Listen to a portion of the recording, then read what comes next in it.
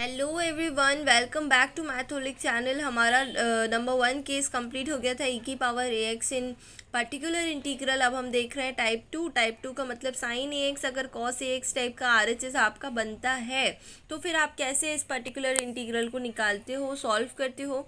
तो मान लो आपके पास ये इक्वेशन होती है और आरएचएस में आपके पास आ गया साइन ए एक्स या फिर कॉस ए एक्स, तो दोनों में एक ही चीज़ अप्लाई होती है, इसीलिए हम दोनों को साथ में कंप्लीट करते हैं। ओके, सो अगर आपके पास इस टाइप की डिफरेंशियल इक्वेशन है with constant coefficient, specially constant coefficient याद रखिएगा क्योंकि वेरिएबल कोफिशिएंट्स के आपके मेथड्स अलग हैं, उनको हम सॉल्व करेंगे इन फ्यूचर वीडियोस में। पर्टिकुलर इंटीग्रल क्या होगा तब आपका, तो पर्टिकुलर इंटीग्रल मान लीजिए 1/f(d²) के टर्म में कोई फंक्शन है और यहाँ पे लिखा है साइन ए एक्स या फिर कॉस ए एक्स, तब आपका जो फॉर्मूला हो जाएगा 1/f जो d² है, d² के प्लेस पे आप क्या कर दोगे माइनस ए का स्क्वायर, यानी माइनस ऑफ ए का स्क्वायर नहीं, वरना तो वो पॉजिटिव हो जाएगा, बट हमें नेगेटिव साइन बाहर लेना है और ए का स्क्वायर कर देना है। और ए कहाँ से आएगा, sign a x cos a x. Sign a x में से अगर साइन ए एक्स आता है तो एक्स के बगल में जो ए है उसका, यानी 1 भी हो सकता है, 2 भी हो सकता है, 3 भी हो सकता है, it can be any constant. और कॉस का लोगे तो आप यहाँ पे भी ए की जगह पे क्या हो सकता है, 1 2 3, it can be any constant. अब यहाँ पे अगर आपका नीचे ज़ीरो नहीं बनता है तब आपका तो यही आंसर हो जाएगा, बट अगर नीचे ज़ीरो बन जाते हैं तो इसके लिए अलग केस है, हम क्वेश्चन में ही इसको सॉल्व कर लेते हैं और समझ लेते हैं। d²+1y = sin 2x, यहाँ पे ए क्या है पहले ही निकाल लो, 2 है ये। m² + 1 = 0, ऑक्सिलरी इक्वेशन बनाया आपने, इससे आपका रूट्स आ गए।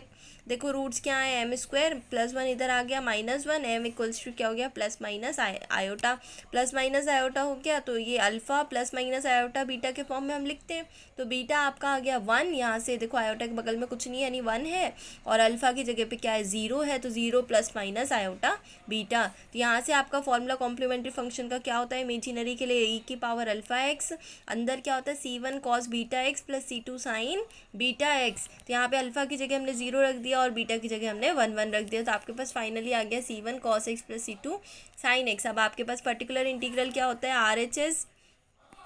RHS of the equation divided by f of D sine 2x upon f of D है d²+1।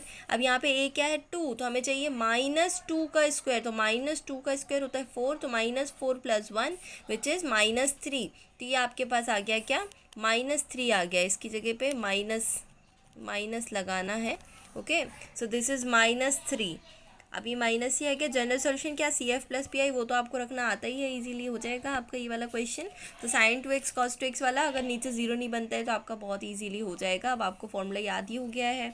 अगर ज़ीरो बनता है तो ये वाला केस देख लेते हैं हम। अगर आपके पास क्वेश्चन है d²+1y = sin x, इस टाइप का। अब यहाँ पे क्या है आपके पास, CF तो आप निकाल ही लोगे, CF मैंने इसलिए डायरेक्ट ही लिख दिया है।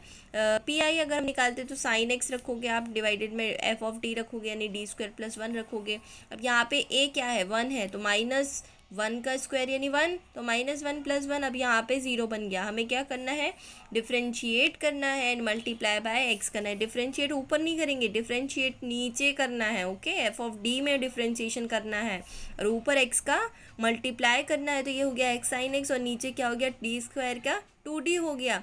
अब ये रखने के बाद, ये करने के बाद हम फिर से वही प्रोसेस अप्लाई करेंगे, बट हम वो प्रोसेस अप्लाई करने के लिए हमारे पास यहाँ पे क्या d² नहीं है। d² नहीं है इसका मतलब क्या करेंगे, d² नहीं है इसका मतलब देखो एक चीज़ याद रखना, 1/d जो होता है ना, 1/d, ये देखो क्या फॉर्मेट बन रहा है, 1/d। 1/d इज़ इंटीग्रेशन और सिंगल डी इज डिफ्रेंसिएशन। तो यहाँ पे 1/d बन रहा है, इंटीग्रेशन यहाँ कहीं प्लस माइनस साइन तो दिख नहीं रहा, ब्रेक तो हो नहीं रहा है, ये पूरा मल्टीप्लिकेशन में, तो ये 1/d आप ले लो और साइन एक्स ले लो। तो जब आप 1/d और sin x का ये x तो आपने अलग से मल्टीप्लाई किया था, हमारा मेन क्या है sin x/d, इसीलिए हमने इंटीग्रेशन 1/d को लिख दिया इंटीग्रेशन, ये हो गया x/2, और इंटीग्रेशन ऑफ sin x क्या होता है, -cos x होता है, इसीलिए इसका आंसर आ गया -x cos x/2 = particular integral. I hope आपको ये केस समझ में आ गया। जनरल सोल्यूशन निकालना तो आपको बहुत अच्छे से आता है ना, चुटकियों का खेल है आपका, ठीक है। अब अगर आपके पास d²+1y = cos 2x का आता है तो cos 2x अगेन d² को क्या रख देना है, 2 का होल स्क्वायर, लेकिन माइनस भी साथ में रहना चाहिए, तो -4 + 1 ये -3 cos 2x के टर्म्स में आ गई वैल्यू। अगर इसमें 0 बनता है तो वही आपको पता ही है क्या करना है, ठीक है।